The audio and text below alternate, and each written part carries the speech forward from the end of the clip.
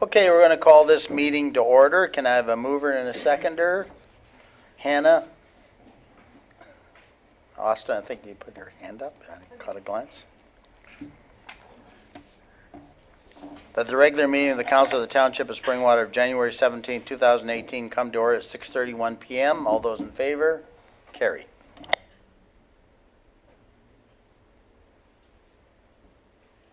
I'd ask everyone, if you're able, to stand for the national anthem and remain standing, and be led by Councillor Austin.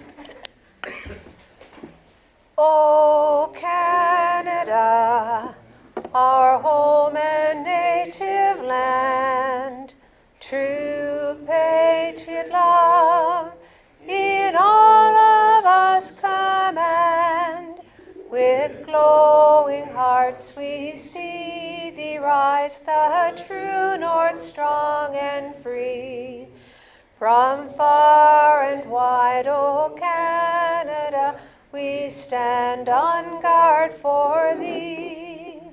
God keep our land glorious and free. O Canada, we stand on guard for thee. O Canada, we stand on guard for thee. Please remain standing for a moment for private reflection or prayer.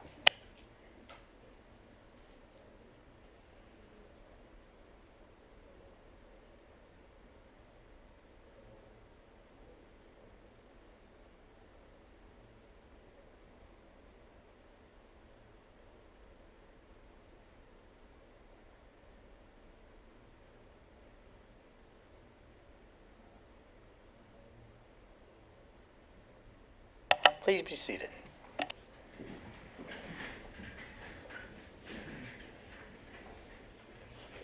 I turn to council and ask, is there any disclosure of any pecuniary interest on any of the matters on tonight's agenda?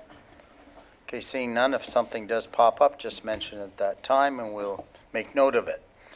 Okay, the first we have a deputation from the Jabberwockies, the Springwater's local robotics team, and please come forward. And just give us your name and introduce yourself and tell us your story.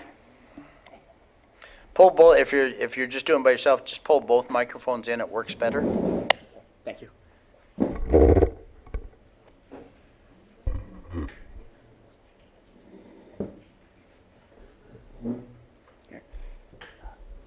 So I'm Taylor Reevy of the Springwater Jabberwockies. And we'd like to say thank you for your support last year. And we'd like to show you everything that happened last year, just to kind of sum up so you can see where your money went. So, which one's the clicking? Wait, is that it? There we go, our 2017 season. So it started off with, we had our game, we had to design, build, and program our own robot, as I explained outside earlier, to complete the game called Steamworks. It was a steampunk-powered game. We had one at Georgian. Anyways. So we competed at 4 different places: Barrie, North Bay, the provincial championships, and the world championships. And I'll go into each one of those briefly. Nation play. Push the right, The right side of the green button.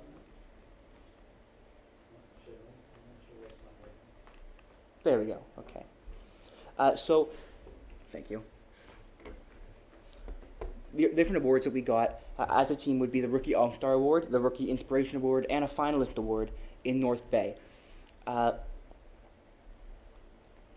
So in our Barrie competition, it was one of those tougher competitions. We actually had two previous world championships, 2 world champion teams there that we had to compete against with, and we came onto the 3rd place alliance.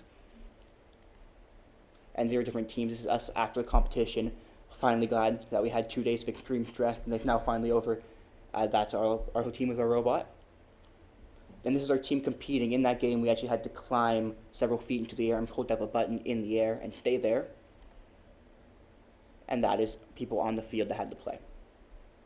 Now, for awards at Barrie, we won the Rookie All-Star Award. Rookie All-Star Award is awarded to one team in particular that is the rookie season that First believes will go on for the long run. This team will be here for a long time, and they'll be very beneficial to the community. And then we go to North Bay. So that was quite a drive. And when we got there, there were a lot more teams than at Georgian.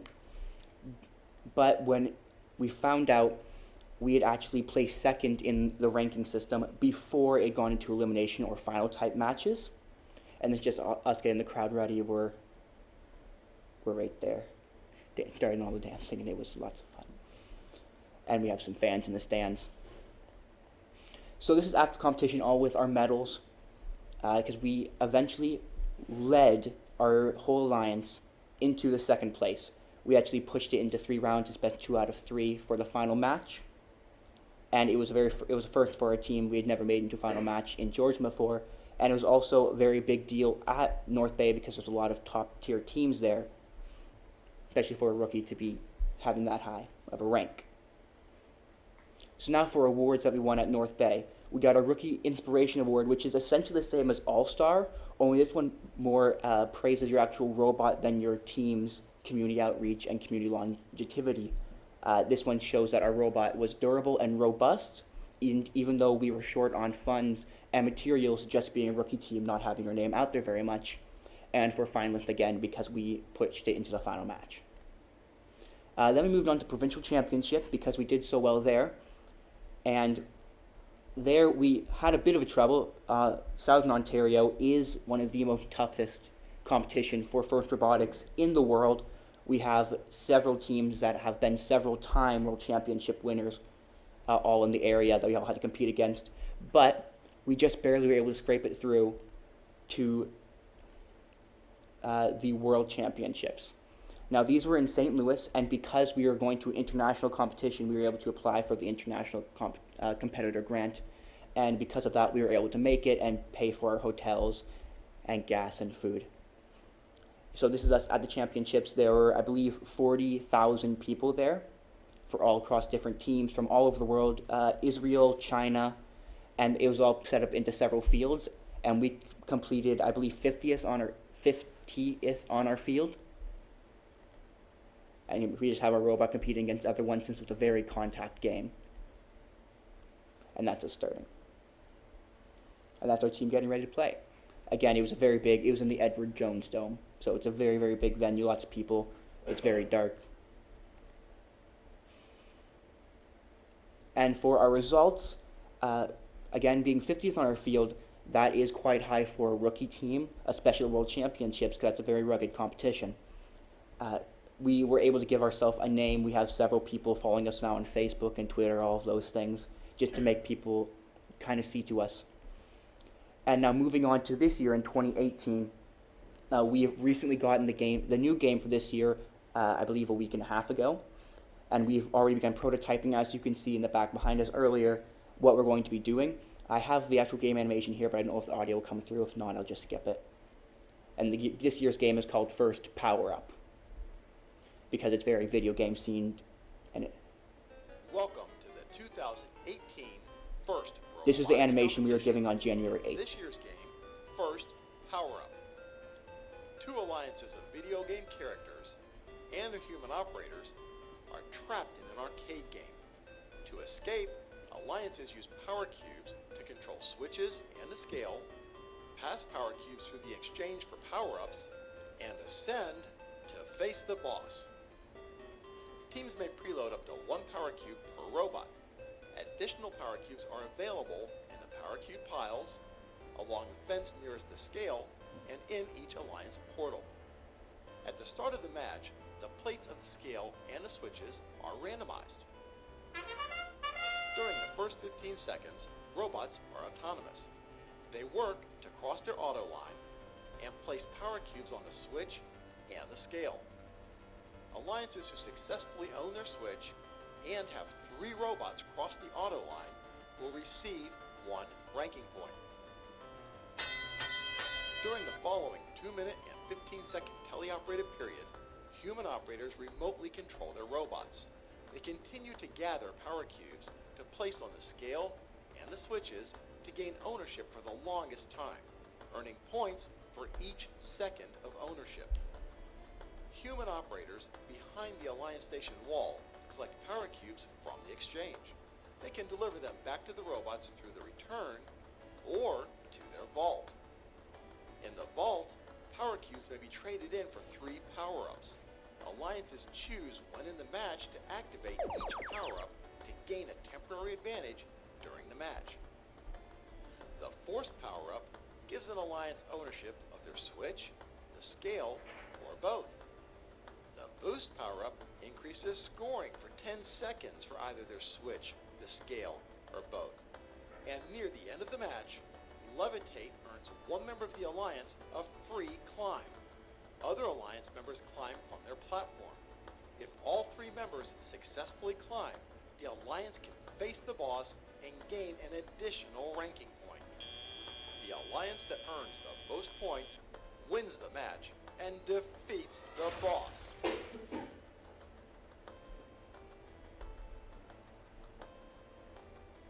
So that's what we are given. Very little information other than that. We have a game manual, and we have to go from there and build our 120-pound, 6-foot robot. So as you may have shown out there, the large arm that we have, we are opted not to climb, but instead to lift 2 other robots up and then use what you saw as a Force power-up on ourselves. That is something that they said is legal. It's just going to be very hard to do. We figured if there's no challenge in it, we're not learning anything. And that's really what First Robotics is all about, is pushing yourself and being able to learn outside of school more practical skills that can be seen not just by grades, but by how well you do. If you're given a list to memorize, you may get high grades because you're very good at memorization. In First Robotics, you'll be doing well because you're learning about doing, and you are able to interact with corporate sponsors and effectively get a job after from that because they see you already have experience in several different fields, such as programming, engineering, CAD work, and building things together using advanced machines such as CNC or hand-controlled mills and lathes. And it all works out, and we'd just like to thank you. Do you have any questions about First or our team? Well, thank you, Taylor, and I turn to council to ask any questions. Councillor Hanna. Thank you, Mayor. Impressed with your enthusiasm and that of your team. I saw the power arm out there, and I'm thinking to myself, that would be a great thing to mount on the trailer hitch in the back of a truck to lift things into a pickup truck. So if you ever do that, let me know. Actually, we have the design from that is very similar to a wheelchair ramp on the back of vans. That's where we kind of saw the first idea for a very, very strong arm.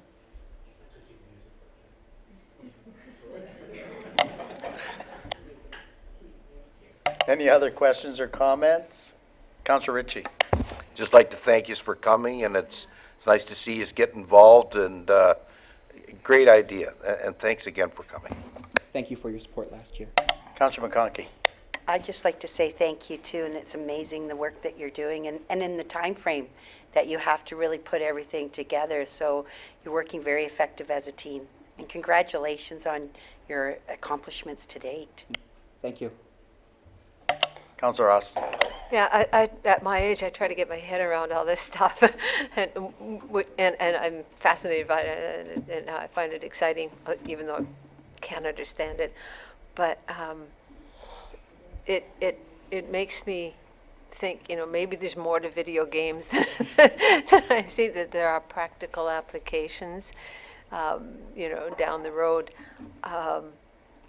Just what kind of fields might this lead into in terms of, like after school, like you were talking about working with companies and they see that you have experience in certain things. Could you name any kind of jobs or something that this kind of experience or these skills that you're learning lead you to? Actually, yes, I have several friends that have been on other teams, because since our team's only around for a short time, haven't had much work with sponsors, that have gotten jobs from their sponsors. Such one of my friends, he went straight out of high school to working for Napoleon as a CAD designer, because they saw that his good work for computer-aided drawings on the team. We have myself, who I learned a lot how to use CNC machinery, and I'm currently in that field right now, working there. We had programmers. He's my best friend, Judah. He was a programmer on another team that's a little whiles away. And he's taking professional computer sciences at University of Guelph, and he's actually made several applications. If you actually go down to the marsh, if you go down to the wetlands, sorry, they have a big thing set up about the monarch butterfly, and his software is running in that. They have a little game there. Well done, Taylor, and I think they made obvious comments, and, you know, we're also, as a township and a county, very involved with Skill Straight, kind of expo they have in Elmville. And this is a good example of some of the real skilled jobs that are available out there, and robotics certainly gives you an opportunity from machine work to control systems to whatever. So kudos to all of you and your team. And so do you work as a separate club, or are you attached to, maybe I missed it in the conversation, to a specific educational institution? We are what would be called a community team. Lots of teams in FIRST, it stands for Inspiration and Recognition of Science and Technology, are school-based teams, mainly because it's easier to have teachers there as mentors. But because we're a community-based team, we wanted to reach out to more than just students from one particular school. And we actually have a lot of homeschoolers on our team because it is sometimes much harder for a homeschooler to get their hands on robotic competitions and such, just because they're very, very expensive to get into. Actually, we have I have a handout if you'd like. Please.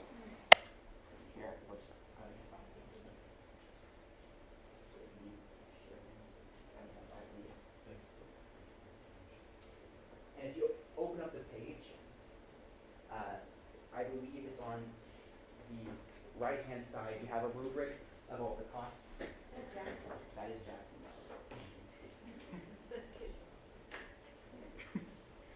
We have a breakdown of the cost for everything. Mainly registration fees are very, very high for any sort of form of robotics event, which makes it a lot harder for kids to get into it that aren't involved in a group already started. Hey, thank you very much. Thank you for the presentation, and thank you for coming and telling us about what you did. And so I'd like a mover and a seconder to kind of receive this delegation. Alan, Hannah? That the delegation from Jabberwockies be received. All those in favor? Carried. Thank you, and enjoy the rest of your evening.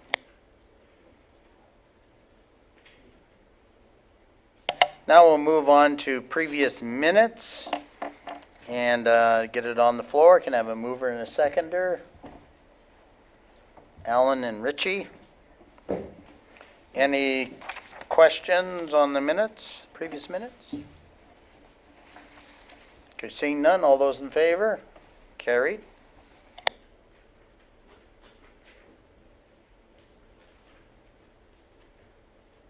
Now, minutes of committees, can I have a mover and a seconder to get this one on the table? Hannah McConkey?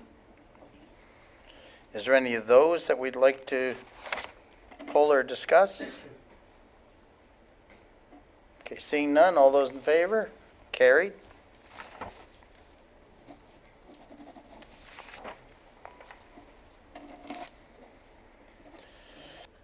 And now we have question period. And of course, it's an opportunity. I don't see a lot of residents in the audience, but maybe one of the students would like to ask questions about our local governance. What this time is, and we established this a few years ago, is to allow the residents to come in and ask a question on the agenda, because our agenda items are not typically open for discussion. It's for us as council to make decisions.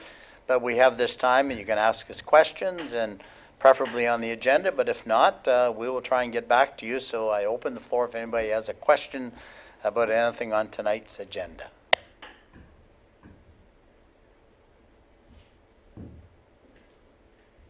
Okay, seeing none, we'll move on to correspondence and information items. Can I have a mover and a seconder to get this on the floor? Hannah and McConkey. Any discussions on any of these items?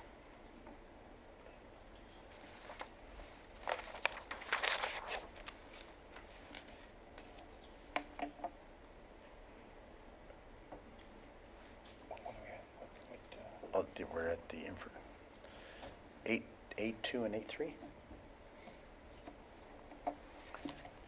Deputy Mayor Allen? On 8.3, Mayor French.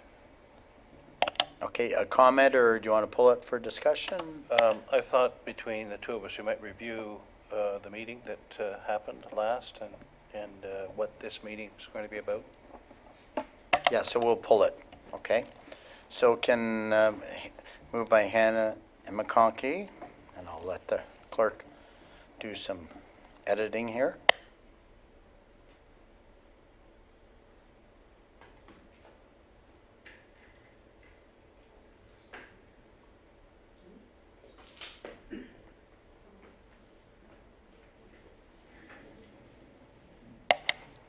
Moved by Hannah, second McConkey, that corresponds to information item 8.2 through to 8.3 be received as information with the exception of item 8.3 to be dealt with separately. All those in favor?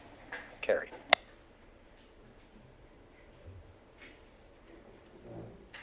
Okay, and yes, since 8.3 is, deals with a letter, there was a meeting with the business accounts in Elmville. And it was hosted by the local manager and local staff and representatives from the local branches that deal with business. So all the faces from the TD were well known to the people that attended the meeting. And there were obvious questions on the day-to-day business, how to deposit checks, you know, how they're going to deal with the fact that coinage and that, you just can't put in the ATM for deposit. How do they deal with that? You know, making change, those type of things. There was some discussion that the bank makes available to accounts on a fee basis, actually check scanners.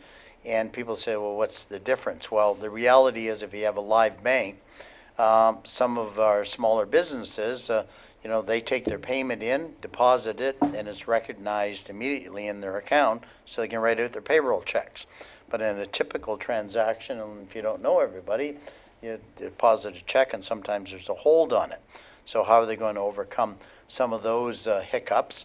So there's some discussion, maybe the bank will make these scanners available to some of the businesses. And so those were the type of questions that were asked.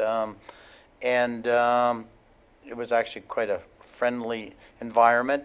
Quite honestly, from my perspective, I think TD, because they've had excellent staff in the Elmville area, the TD, obviously there isn't as much of a pushback as I thought there might be at that meeting. There wasn't any yelling or screaming, and they were asking very kind of straightforward questions. And I think it was well done because it was the local representatives that were dealing with the clients, and they responded quite well. It was well attended. There were probably 30 people. I'm not sure, I didn't do a head count, but the library basement room, the full circle was there, and it lasted for about an hour and 15 minutes, and there will be a general one, I think, is it February 13th? Yes. Is going to be open to all customers, and it will be held at the community center in Elmville, and that's where you will have the top executives and the executive vice presidents from the TD telling why they decided to close the bank in more detail.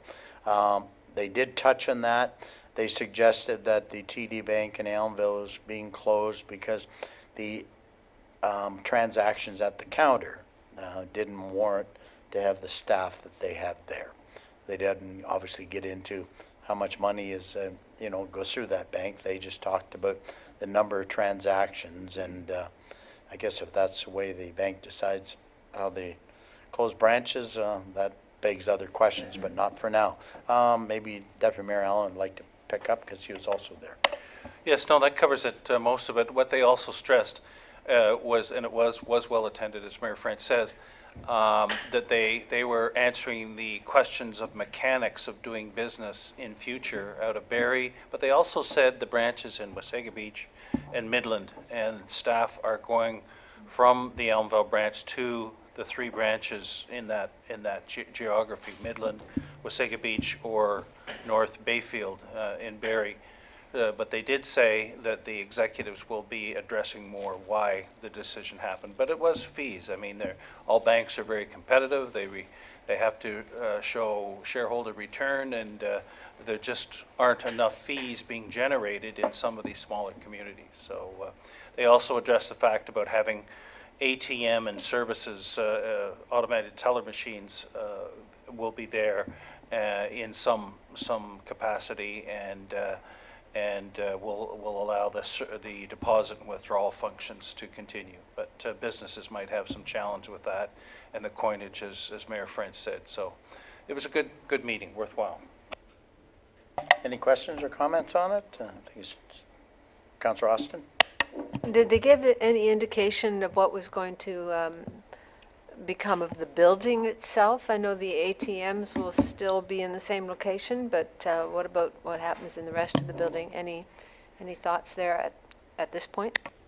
As a matter of fact, I think the answer we got, I know early on the discussion was they're going to retain the closed-off area for the ATMs that they have now.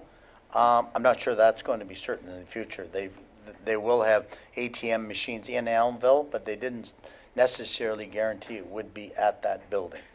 So that was a little bit of new news to me. So there's no update on the building, and I think that wouldn't be available from the local branch people, and I'm sure that'll be a question that'll be asked at the February 13th meeting. So I've received no new information on that from the executive VP. Councillor Hanna? Thank you, Mayor French. It would be an ideal location for a recreational marijuana disposal or distributing location, because they got a vault to lock the marijuana in to keep it safe, and they'd have the counter there to sell it. So just a thought. Thank you for that observation and input. Any other questions? Okay, can I have a mover and a seconder to receive this item? Allen and McConkey. That corresponds and information item 8.3 be received as information. All those in favor? Carried.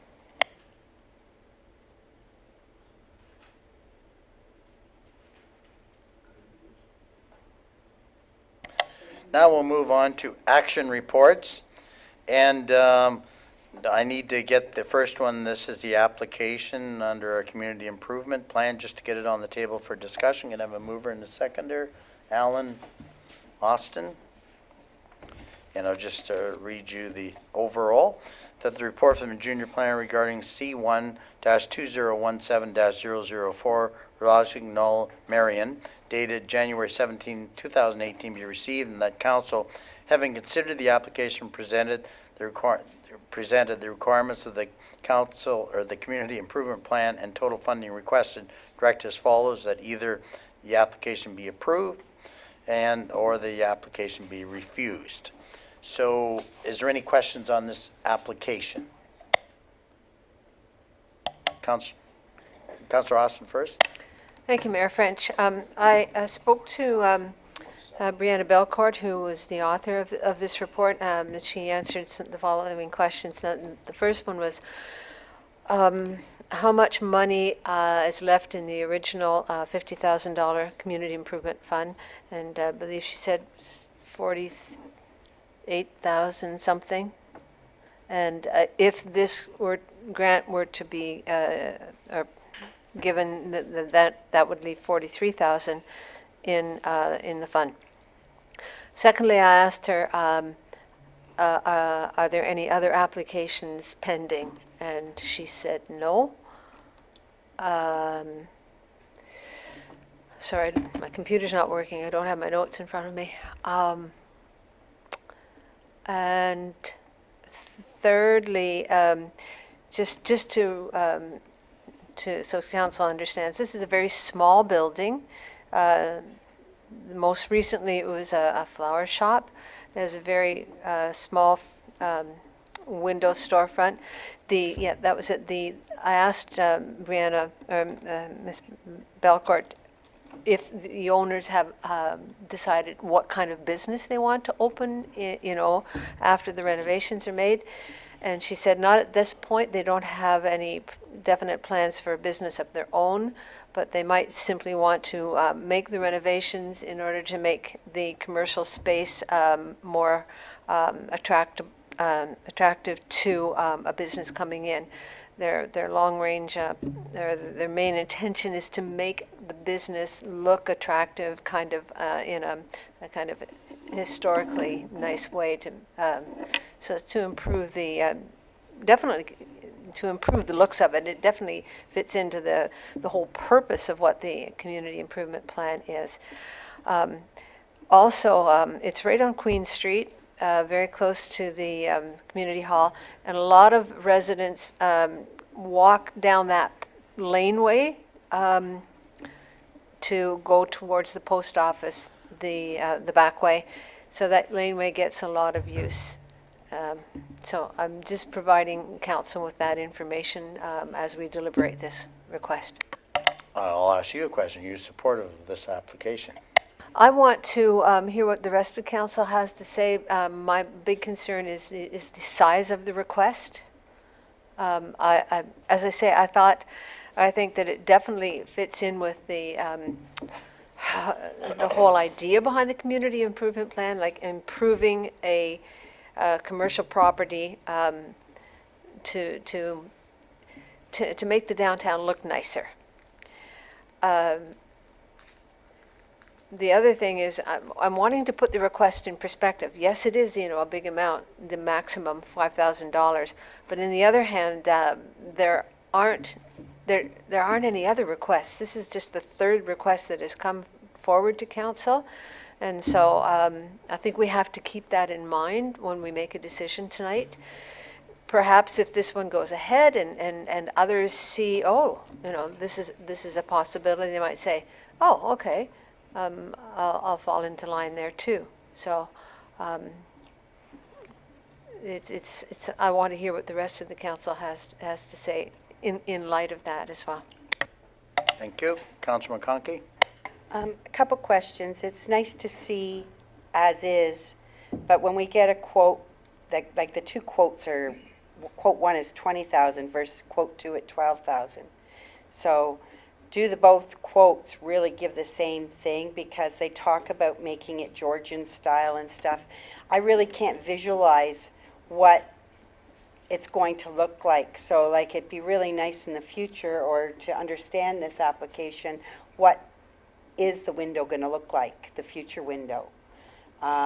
So does it fit with the historical like they're saying? Because if we don't know what it's going to look like, we don't have a picture, how do we know that they really got what we asked them, what they said they were going to get? The other thing that I have a question on is, I think it's great that, you want to change the front window. Again, I'd like to see what it's supposed to look like. I'm sure you can get a picture of the window that they're wanting to purchase. But along this, I also know that this is a rental where you can live in the building. So my concern is are the two windows on the side for the house or for the commercial part of the building? And I guess I'll ask staff that. Director Spagno? Thank you, Mayor Franchita, Councilor McConkey.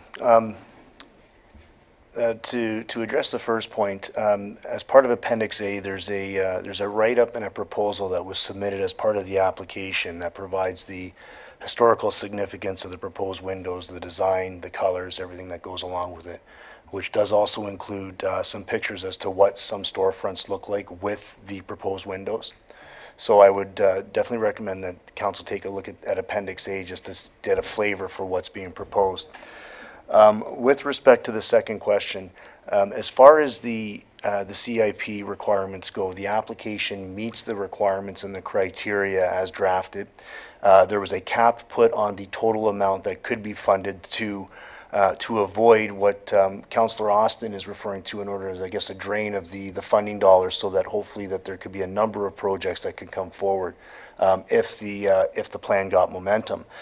My understanding is that the windows are going on a commercial building, and my understanding is also that based on the fact that the current owners are trying to figure out what they're going to do with the building, whether or not it's a commercial space that the windows are going to be within or not really has to be determined based on the use that actually goes in the building. But at the end of the day, The real intent behind the community improvement plan is to improve the look of the buildings on the street, which staff feels that this application will do. Deputy Mayor Allen? Thank you. Through you, Mayor French. I support this application. I think in our parameters, which is also in Appendix C, B, 3.1.1 facade improvement grants, it falls within that. It's on a main route, as Councillor Austin said. It's in pretty rough shape now. It will make it look a lot better, or help the streets look. The maximum amount of facade improvement is up to $5,000 or 50% of the eligible cost, which is so. And we haven't had a flood of applications so far. So I think this is a good example of us putting our money where we previously set out what the parameters were. Did you have a follow-up first, Councillor McConkey? Yeah, my question was, as you said, that it depends on the use of it. So our intent, I know we want to clean up the main street, but I think our purpose of this is to look at the commercial buildings. So I just want to ensure that we are fixing the facade for commercial use, because we do need that type of use. Like, so if I find out, yeah, someone lives in there, so you're fixing it up and then going for a residential, an urban sort of residential feel, I don't want to support it if it's for residential in a commercial building. Councillor Hanna?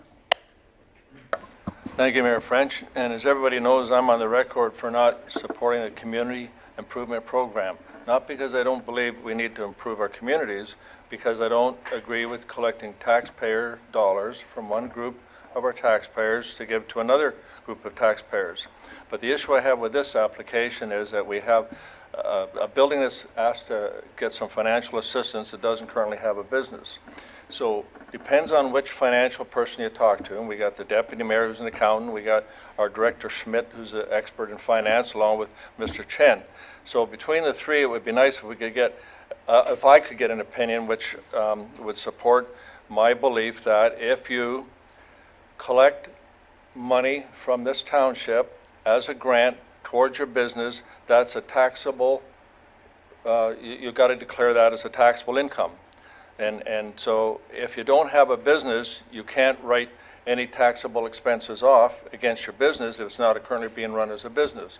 But now we're going to give people money up to $5,000 to improve a business they don't have, and they're going to have to pay taxes. From what I'm told by other financial people, they're going to have to pay taxes on that money that we give them, and they have nothing to write it off against. And so if the council wants to give money to this group of people, they need to make sure that those folks that are receiving that money know that they're going to be taxed on that $5,000. And it depends on who you talk to, that's the information I receive. I'm not going to support it because of it, for a couple reasons. One, I don't support, as I said, giving taxpayers money to one group of people from another, but also I don't believe that the residents that are, or the business owner asking for this money maybe are aware that they're going to be taxed on that $5,000. Any other questions, or do you want comment, Director Spagno? Thank you, Mayor French. I'd just like to make 2 points. One with respect to the use. The CIP requires that these have to be zoned for commercial uses, so the existing zone on the building is for commercial purposes, which establishes parameters for what types of uses need to be in there. So the primary use of the building is commercial. The second point I'd like to make is, even though that there's not a business in the building, the other purpose of, or one of the reasons for the community improvement plan is also to attract business. So the idea is that there's investment made into the building so that the building's more attractive, so that the people who own those buildings can attract business and fill the storefronts. And I forgot to mention that point, but I think it's a very important point to mention with respect to this application. Councillor Ritchie? Thank you, Mayor French. I support this. I think it's a great initiative. It's helping to bring, put a new face on the main street. One thing I'd ask is that when they're done, is there any chance they could send us pictures to show us the improvements that's been made, so that, and that would help, you know, maybe sell the rest of council So some pictures are worth 1,000 words, but I support this in general, thanks. Director Spagno, it brings up a good question as part of the, have to read the application, but obviously, you know, we approve based on estimates and quotes and all those kind of things, but when we kind of hand over the final check, obviously they have to provide proof of that the work was done. And do we have some mechanism for them to provide us, obviously, photographic information or whatever that we could share with council? Thank you, Mayor French. We do have the ability to do that. That's actually one of the final steps of the process to verify that the work was done as proposed. And one of the things we could seek is pictures to take a look at the storefront. C.O. Brindley? Thank you, Mayor French. Part of my request to also the planning department was to start documenting all these properties. My wish is to follow this property now and any other properties that we provide a grant to see whether the applicants are successful at landing business and seeing how many jobs and what further investment happens. So our goal is to actually start tracking each of these investments even beyond just the actual construction. I've got three. Okay, I'll start with Councillor Austin. Three things. First of all, I live right near there, so I use that laneway on a regular basis. The building itself is a long, narrow building, and there is a residential area in the back of the building. It's a small apartment and a place for someone to park a car, and a very tiny yard. But it's towards the post office direction. So that's where there is a small residential part. The front half, and I guess the windows that are being replaced in the laneway are the part that would be attached to whatever business goes in the picture of that goes along with what's in that part of the store that faces Queen Street. Okay, so there's that. Okay, point number two, I value a lot Director Spagnol's opinion here, and the rest of the CIP people who've worked on this. And as Deputy Mayor Allen points out, that it fits all the criteria, and certainly it's the intention, the kind of project that meets the intention of the community improvement plan. And as CEO Brindley pointed out, we can use this as kind of a measure, you know. Here we did this project, you know, in the next 4 years we can say this is how it played out or didn't play out. But I think it's a good and a bold starting point. And the last point I want to make is Councillor Hanna asked a question about, you know, the possible taxation. Could we get somebody on staff? Actually, I don't to think answer that's relevant. That's the proponent's problem, not that? Okay, ours. all right, then, that's fine. Yeah. I'll just go down. Councillor Ritchie. Mayor French, I just want to mention here, and I think the Director of Planning touched on it too, about fixing it up. This property's been on the market, and being a realtor, I never showed it or anything like that, but, you know, it's been on the market. They tried to sell it. So fixing it up and getting it ready, it makes it more show-ready for somebody to come along and rent the thing out, or come along and buy it and put a business in there. And I like what Robert said there, the CEO, about tracking it, what businesses this is bringing. This is a good, we're in the right step here. I support it 100%. Thank you. Thank you. Deputy Mayor Allen. I'll talk offline to Councillor Hanna about the tax implications, but they're quite solvable. Councillor McConkey. I am in support of making the Main Street look better, and I do like the design. I looked at the design of the windows. The only concern I have, and it's maybe a silly question, but basically we're making the outside look nice. When we offer this, and I don't remember talking about it at the CIP time, but what you want to ensure is that we're not adding something, putting money onto something. So yes, it's maybe having difficulty on the real estate market, but is it because, does it meet all the building code on the inside? Because if we start putting something on the outside of a building that maybe doesn't meet building code on the inside, I have an issue with that. So you're adding, you know, you're wasting money. I'm not sure if anybody would have a comment on that. Any renovations require building inspection, because I know they went through a major renovation at the Palace, and there's some improvements had to be made, and this building wouldn't be any different. Okay.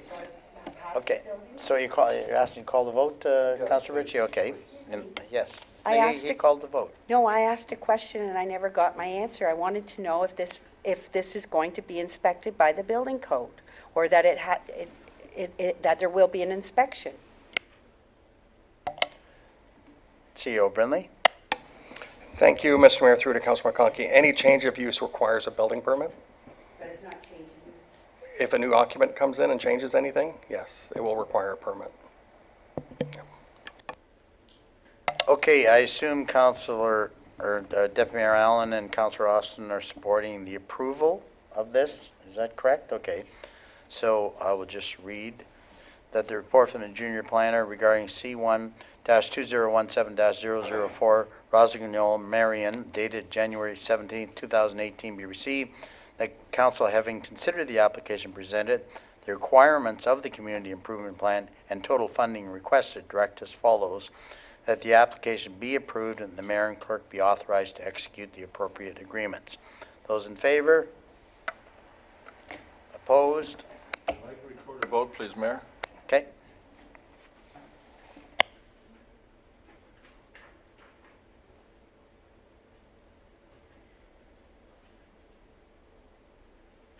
A recorded vote was requested by Councillor Hannah. Please state yes or no once I call your name. Councillor Austin? Yes. And Councillor Coghlan is absent. Councillor Hannah? No. Councillor McConkey? Yes? Councillor Ritchie? Yes. Deputy Mayor Allen? Yes. And Mayor French. Yes. The motion is carried. Thank you.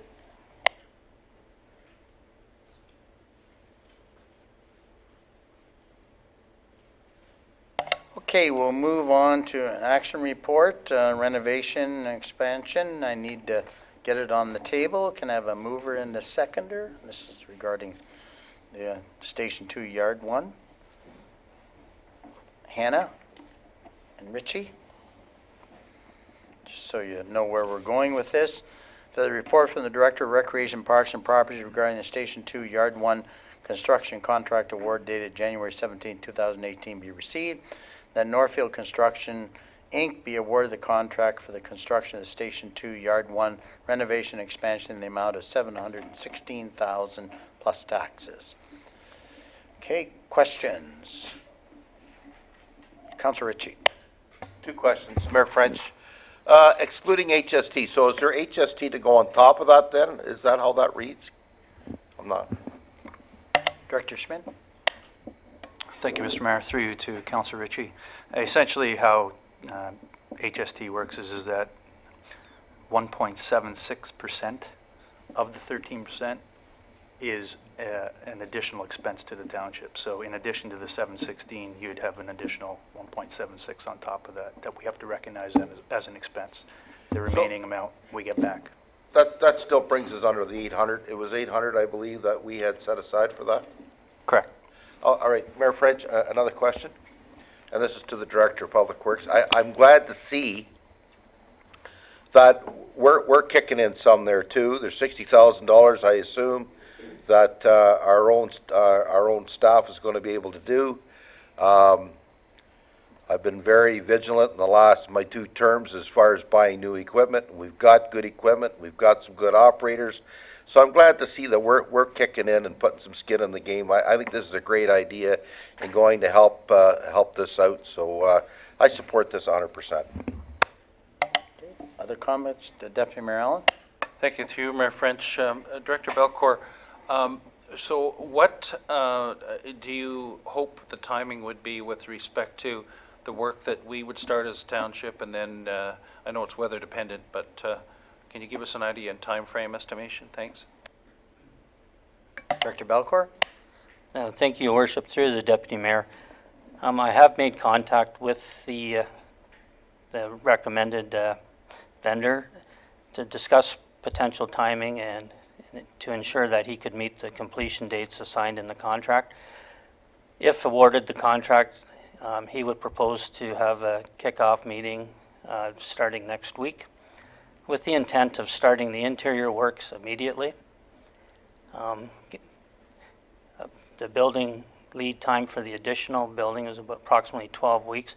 So his intent is to start the interior works and then continue on with the exterior works, and that would nicely tie in with the weather, hopefully, as long as we don't have intense weather, as earlier announced tonight through the presentation. Anticipates a 20 to 25 week construction period. The RFP or the tender called for a maximum construction period of 34 weeks. So he's provided the contract is awarded and he gets started relatively soon. He anticipates a end of June to mid-July completion date. Follow-up? Thank you, Mayor French.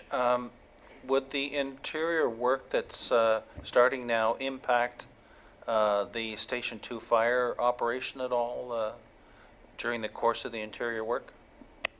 Director Belcourt? Thank you, Your Worship, to the Deputy Mayor.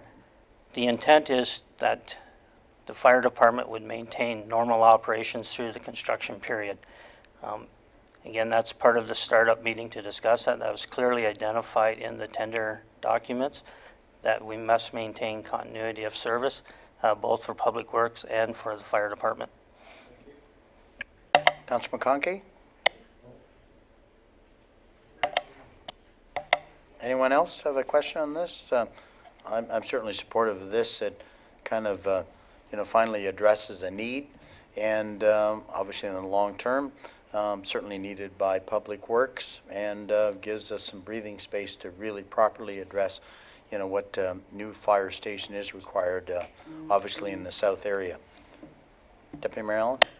Yes, I meant to mention that I was pleasantly surprised at the quotes, and I think that's a testament to the careful review of the tender and cutting back on certain things. So it's a good result. I'm totally in favor of this. Okay. All those in favor? Carried, unanimous.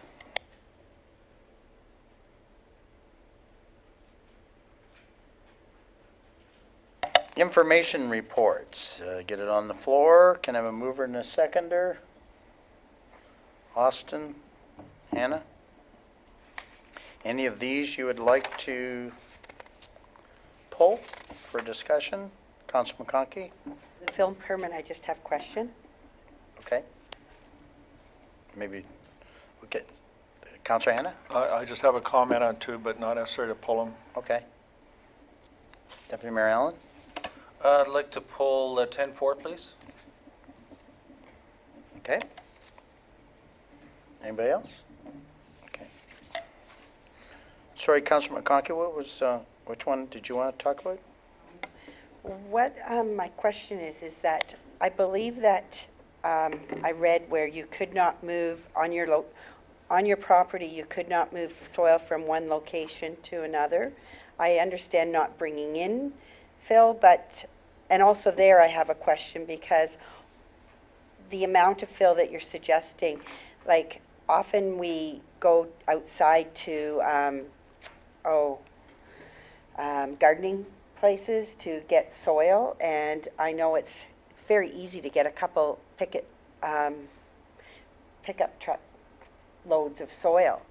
So to put in a garden, especially when you live in a rural area, your gardens can be quite big. So now if I'm going to go and purchase 2 pickup truck loads of soil, do I have to have a permit? Because I do not see that you need a permit. You should have a permit if you're going to fill the back of your pickup truck with some soil.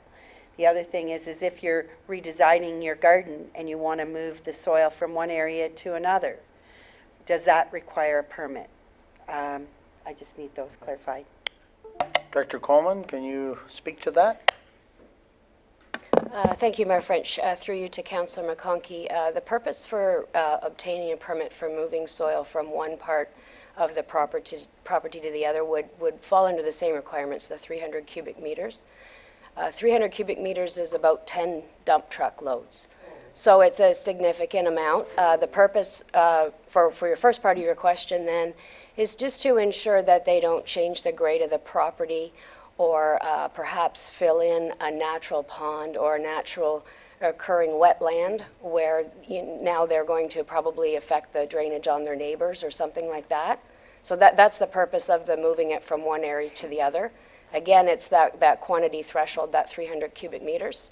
So then I think I probably answered your second question. The pickup truck or 2 pickup truck loads certainly does not qualify for a cut and fill permit. It would be in the neighborhood of about 10 dump truck loads. Okay, just to follow up, so basically both of my concerns are not a concern based on the volume. Thank you.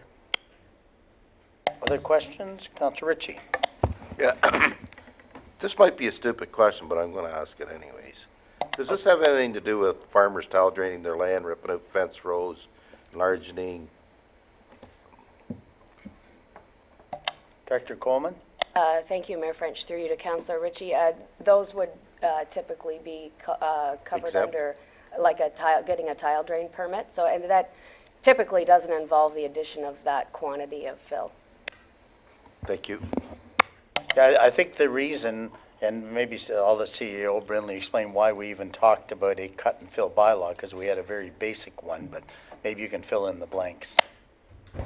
Thank you, Mr. Mayor. We did have a bylaw. It's being tightened up a lot to deal greatly with the infill or a lot of the pressure from the GTA fill that's coming up the highway, where developments are trying to get rid of hundreds of truckloads of fill that can be quite questionable in terms of where their source is. So a lot of the changes have been just to ensure we protect our environment, but at the same time, really prevent that GTA fill from coming into Springwater. Okay, so I think we dealt with that one. The comment on 10.2. Thank you, Mayor. I'm still wanting to talk about 10.5, if I may, please, while it's on the table. Oh, okay. Maybe we should have pulled it, but, okay. No, I only have a Okay, comment. I didn't want to okay, pull it. no, go ahead, I just go want to ahead. comment that I Okay. believe it's a necessary bylaw, cut and fill, we need to do it. The only negative I found, and I think that maybe you can anticipate this from the questions that have been asked, that for the average resident, this is a confusing document. And when you refer to different bylaws or different sections in various acts, for the average person, you would have to go and find those particular acts, those different acts that are quoted in there. You'd have to find those acts, find those sections, and see how they apply to what you wanted to do in this cut and fill bylaw.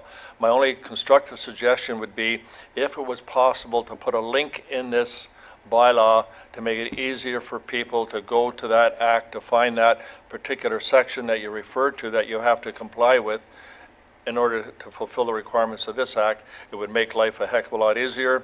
And the other thing I liked about this cut and fill bylaw, it does indicate some necessary protection of trees, and we always have complaints about people cutting down trees, so I thought this was also a positive. Thank you. Councillor Ritchie?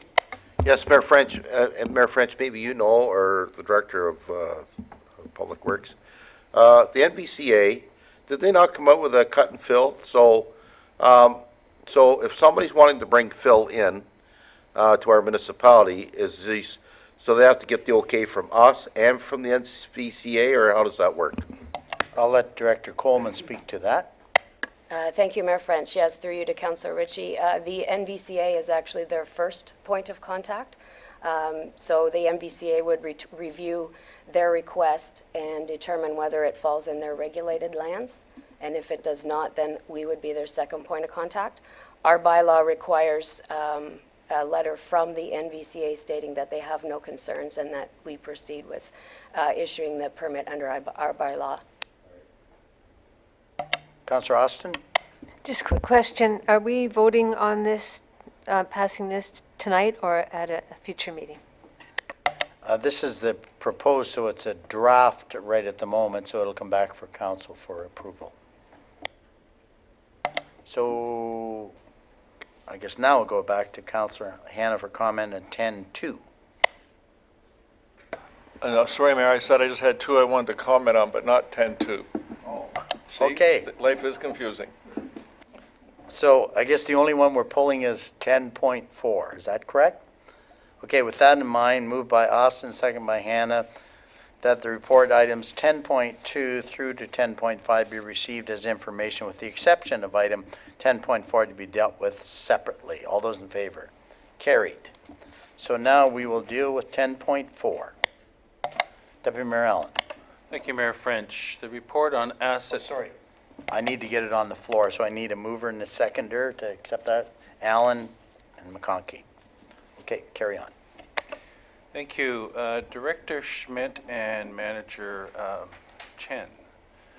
Good report. It talks about the process, but I was communicating with Director Schmidt about what we as council need to be doing toward the July 7, 2019 deadline for the strategic asset management policy for this council for the rest of its term. What timing and process and what costs and what are the next steps with respect to the asset management program for the rest of this term, given what this report tells us about the regulations. Thank you. Mr. Chen. Thank you, Mr. Mayor. Through you to Deputy Mayor Allen. So the township has been successful in winning a grant from the Federation of Canadian Municipalities and what this effectively does is it gives us a bit of a head start on meeting the requirements that have been passed through regulation. And so the township and all municipalities are going to be required to pass a strategic asset management policy by July 1st, 2019. So that's about a year and a half from now. And we will, through our work with our consultant, should meet that probably at least half year to a year in advance. And we'll also, through that process, try to do a lot of the important legwork to kind of get a good inventory of all of our assets. All of our infrastructure assets. Follow up? Thank you. So what can we expect as council to see coming forward to us, and what's your estimated time frame with respect to this project? Mr. Chen, Director Schmidt. Thank you, Mr. Mayor. I'll try to tag in here. So through you to Deputy Mayor Allen.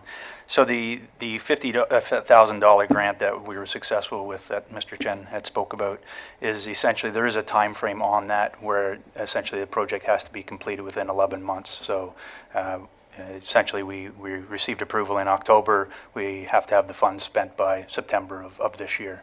So we have had a kickoff meeting with the consultant who is Public Sector Digest.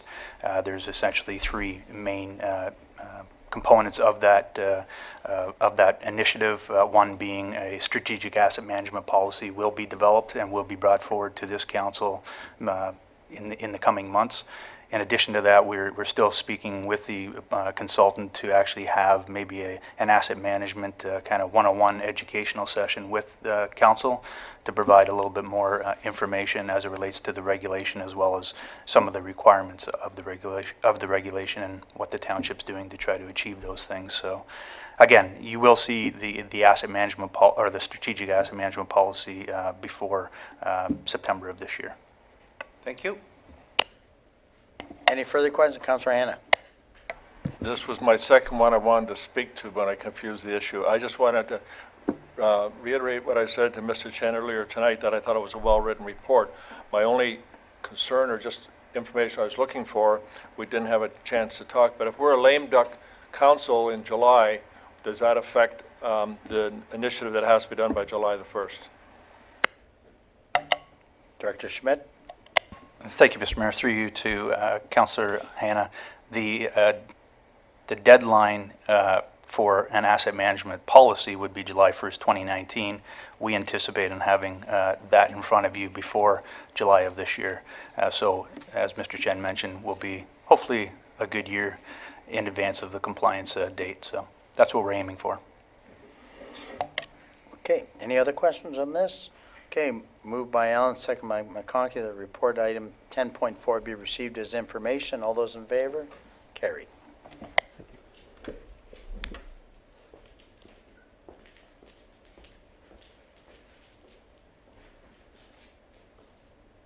Okay, now we have, we'll go to official plan update. Director Spagno, anything new on the horizon aside from our light reading? No, Mayor French, there's nothing new to report regarding the official plan review update.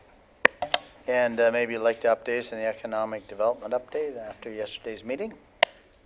Thank you, Mayor French. Yes, the Economic Development Working Group discussed the township's marketing strategy. The draft that has been prepared provided comments, and staff will be looking to bring forward a report that itemizes and details those comments back to the group, with the intention to also come back to council with a final document for council to see. Okay. County updates. I guess let kind of Deputy Mayor Allen fill in some blanks, but I'll just start. You know that we had a resolution here to ask for a speed reduction on a section of County Road 40 known as Sunnydale through the Grenfell area. And the report came back to County Council recommending no changes. Traffic warrants apparently don't justify it. I did, we were successful. It was deferred to the next meeting next week to the Committee of the Whole, so it hasn't been finally approved by County Council because there was some traffic information we seem to have that they didn't. We've asked them to maybe kind of confirm and gather some more information on the accidents, because we had quite a few accidents in that area in the last 2 years compared to the last 8 years. And so we want them to consider that. But there is a reluctance with the county of reducing kind of speed limits, and I appreciate kind of their initial comments. The initial comments is that everybody would like the speed limit in front of their house at 50 and 80 or everywhere else. Well, that's an interesting statement, but I think the Grenfell area, with its topography changes, curves, and number of residents, I think there's 17 entrances on it, I do believe kind of deserves some extra consideration, but we'll see how that goes. That's kind of my update on that. Other eventful things at the county, Deputy Mayor Allen? Sure. Thank you, Mayor French. I'll start with garbage. We're certainly all aware of the challenges with the garbage collection since Christmas. Through the hard work by the county and the timely and effective communication between Springwater staff and councillors with residents, we all got calls, we all were responding to emails, going out and taking a look at situations. And Simcoe County staff responded quickly and well to the collection problems in Springwater generally. The situation will continue to be reviewed by county staff and by ourselves as county councillors. We have challenges with the waste management collection in the summertime, different challenges, wintertime, such as over Christmas challenges, but I think on the whole it was well handled.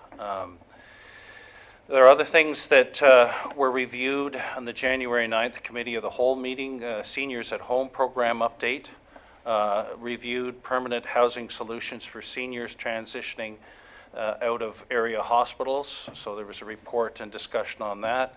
Social Housing Apartment Improvement Program called SHAIP. It's funding from the province's carbon tax for projects to reduce greenhouse gas emissions and energy savings in social housing buildings owned by the county, so that there are grants that have been received and are going towards those improvements. Further discussion on the Canadian Index of Wellbeing project. This is a measure of a community's quality of life / well-being, and discussion occurred with Simcoe to partially fund the project decided we would contribute towards that project, which is out of the University of Waterloo, and we'll receive the final product data and that and the report, and that'll help us make better decisions with respect to future expenditures in Simcoe County.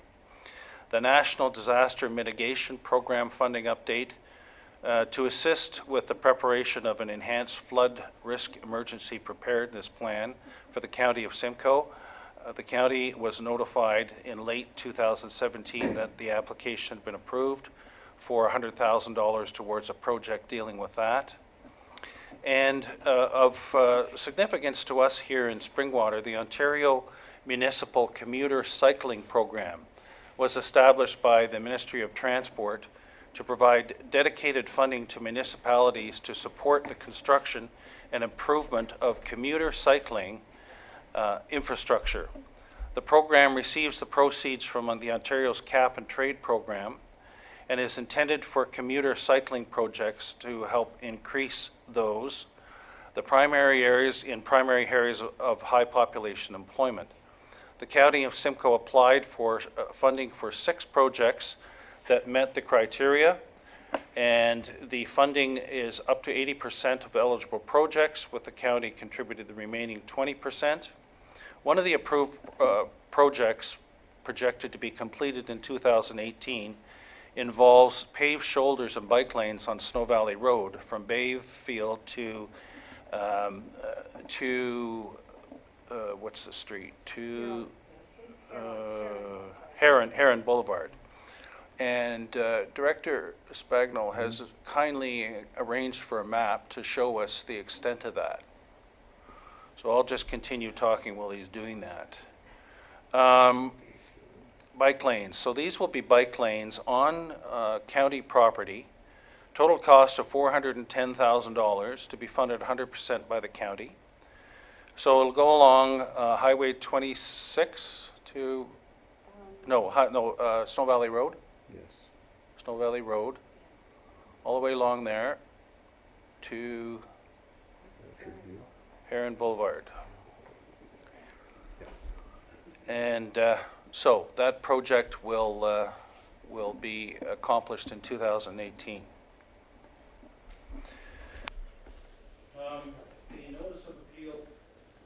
The notice of appeal regarding the Springwater Draft Plan of Subdivision, the Sargent lands up in Hillsdale. The county anticipates an increase in the appeals to the planning applications in response to the proposed changes to the Planning Act and the Conservations Authority Act under Bill 139. So it did come forward, nothing significant, just getting it under the wire for those changes.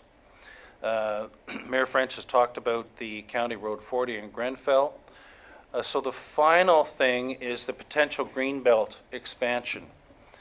County staff, there's a county staff report in the upcoming January 23rd, 2018 county meeting next Tuesday. And it talks about on December 7th, 2017, the Ministry of Municipal Affairs announced that it is undertaking a consultation on the study for the potential Greenbelt expansion to protect important water resources in the outer ring of the Greater Golden Horseshoe, of which the County of Simcoe is a part.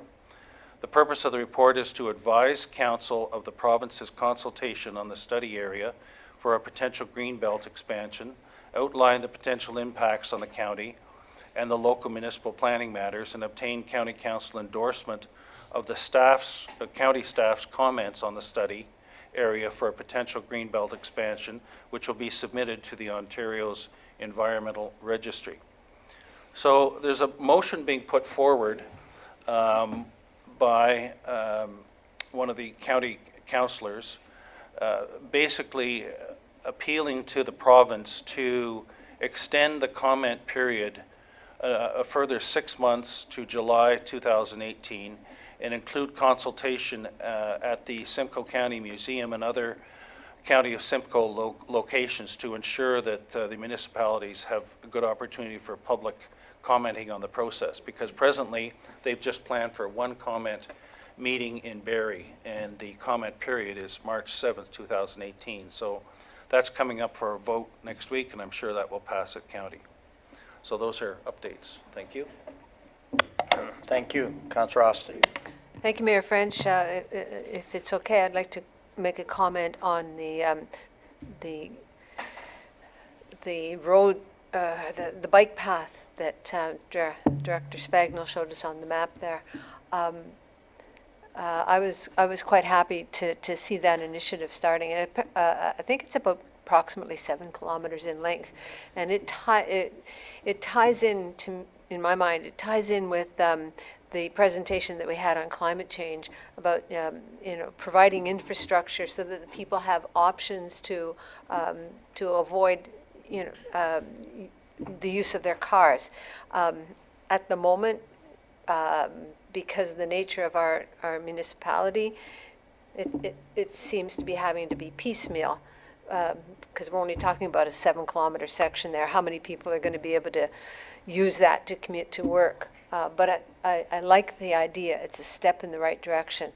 And I hope it ends up being a much larger network in the long run.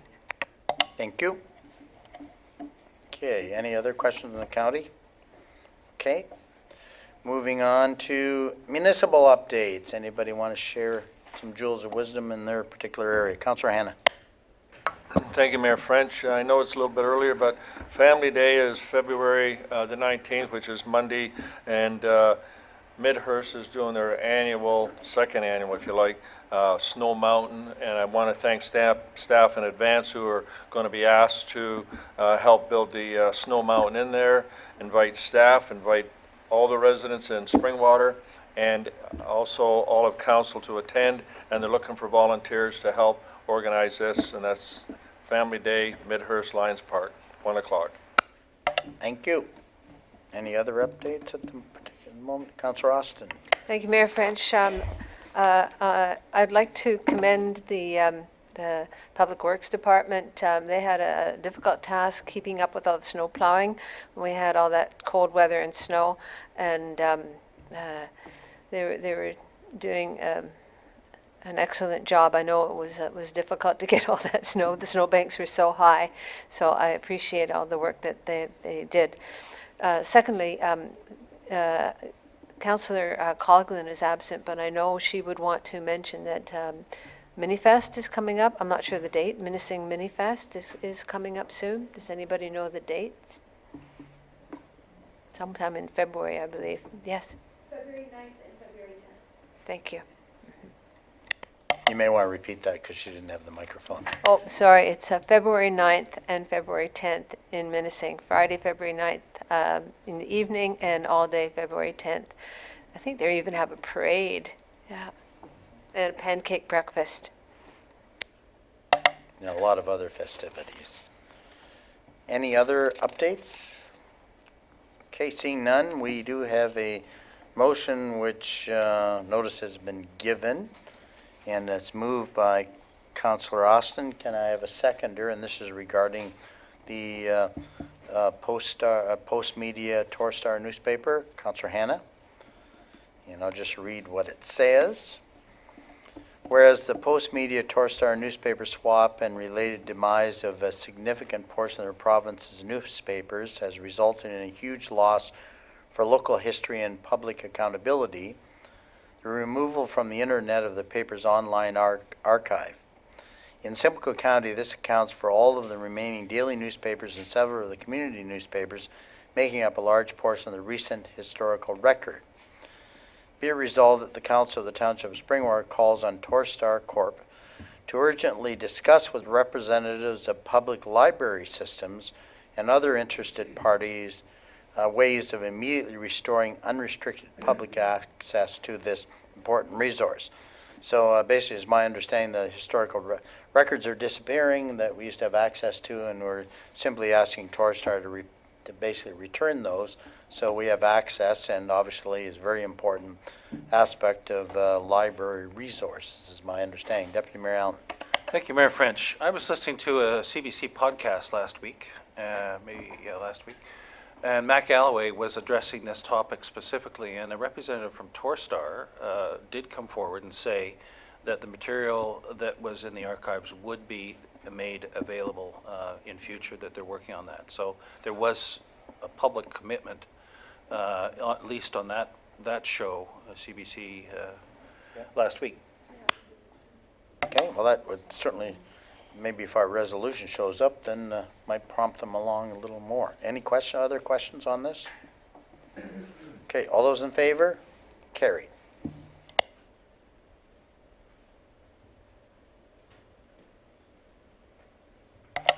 And do we have any notices of motion tonight from anyone? Okay, seeing none, items for future consideration. Anybody like to add to our list? Okay, we have a number of bylaws here. And can I have a mover and a seconder? Hannah and McConkey. That the bylaws listed here and be signed and sealed by the mayor and clerk. All those in favor? Carried.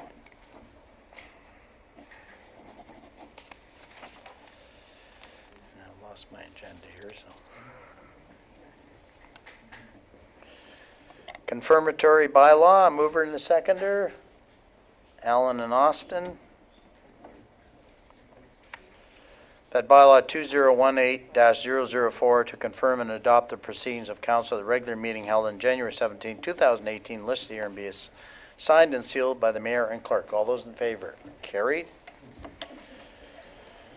And the adjournment bylaw, can I have a mover and a seconder? Austin and Ritchie. That the regular meeting of the Township of Springwater is now adjourned at 7:52 p.m. to meet again, regular meeting on February 7, 2018 at 6:30 p.m. in the Council Chambers Administrative Center, Minnesing. All those in favor? Carried. Meeting adjourned, and thank you all the young people that stayed here and see how democracy works in the Township of Springwater. And thank you for anybody that was viewing this at home. Deputy Mayor Allen. I know overhead is